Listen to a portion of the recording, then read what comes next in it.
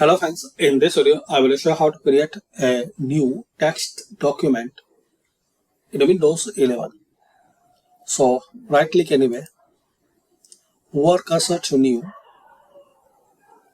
then here you will see some options. Just click on text document.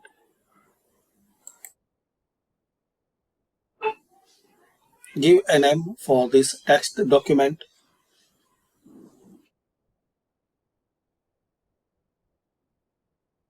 Open this one.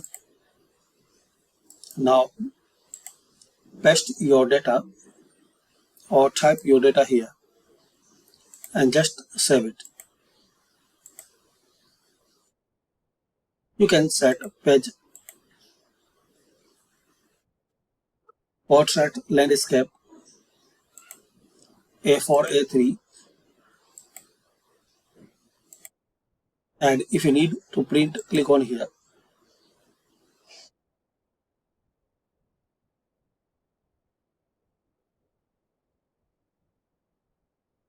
Select your printer and print it.